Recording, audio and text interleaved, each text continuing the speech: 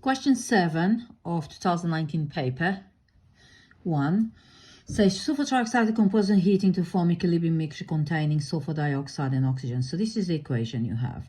Sample sulfur trioxide was heated up and allowed to reach equilibrium at a given temperature.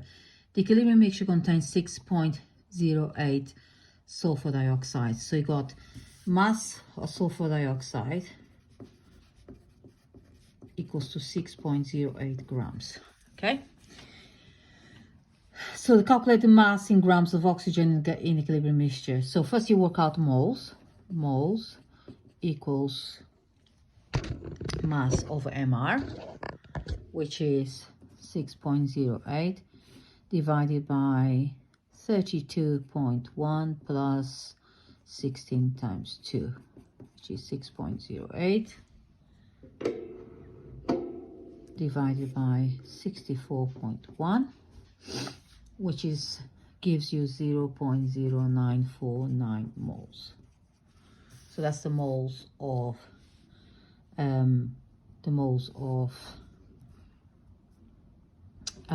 sulfur dioxide. Because the ratio is 2 to 1, so you know that the moles of oxygen is going to be half the amount.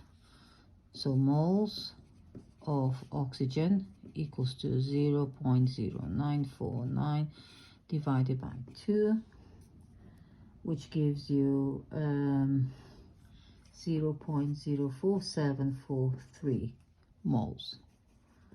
So if you want to know the mass of oxygen, it's going to be moles times MR, which will give you 0.04743 times the MR is oxygen is 32, which will give you 1.52 grams. And that's all you have to do. That's good. So the next question is, a different mass of sulfur trioxide was heated up and allowed to reach equilibrium at 1050 Kelvin. So this is the same, this is the equation. Those are the amount each substance equilibrium mixture is shown below. So this is amount at equilibrium moles. So those are the moles. For this reaction, the equilibrium constant is Kp. Calculate the mole fraction of each substance at equilibrium. Give the expression for each equilibrium constant Kp and calculate the total pressure in Pa of this equilibrium. First thing you do, you add all the moles together. That should give you 2.12 moles. Okay. Then if you want to work out mole fraction of each one of them, so it's going to be mole fraction. It's going to be 0.320 divided by 2.12, which gives you 0.15. So mole fraction of this is 0.15. Now, if you do the same for the others, it's 0.457, and the mole fraction of oxygen is 0.28. So we know that partial pressure of something is the same as mole fraction times total pressure. So what we did that we set up Kp equals to SO2 times total pressure squared, O2 times pressure, total pressure, divided by SO3 times total pressure squared. So those pressures, total pressures are your unknown. Now these two will cancel out, leaves a P there. So then P you rearrange to get this equation here. And then at the end, if you put all these figures here, so I forgot to put Kp there value, which is, the value of Kp is 7.62 times 10 to the 5.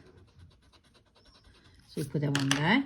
So it'll be 7.62 times 10 to the 5 Pa times that, divided by that times that. So P, total pressure, is going to give you 1.91 times 10 to the 5 Pa pascals. I hope that this makes sense to you, because it's just about rearrangement, okay? And remember, partial pressure equals to mole fraction times total pressure. So that's what I did when I worked out each individual things there, okay?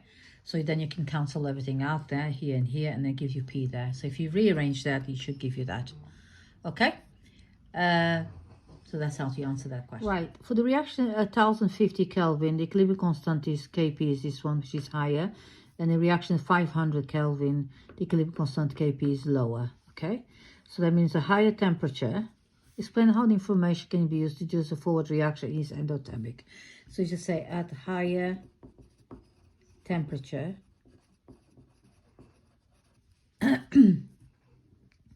Kp is higher value. That means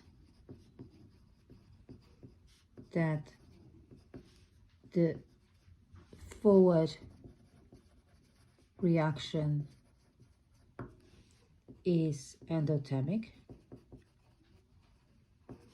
as more products are formed, increasing Kp.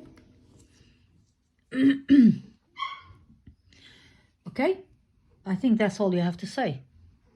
So if you increase temperature, there'll be more products, therefore the reaction is endothermic.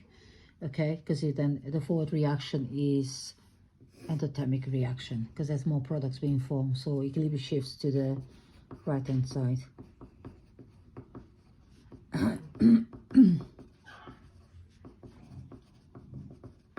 So that's how you answer that question. Right, this question is about use the data from question 7.3 to calculate the value of Kp at 500 Kelvin for the equation represented for the equilibrium represented for this equation. Deduce Kp units. So the first thing you do, you know the Kp for this equation here is P partial pressure of SO2 times partial pressure of half of O2 divided by partial pressure of SO3. The old one was, the other one to be the Kp for a higher temperature was partial pressure SO2 squared times partial pressure of O2 divided by partial pressure of SO3 squared. So that means that Kp is a square root, so that's a square root. So it's a square root of that Kp.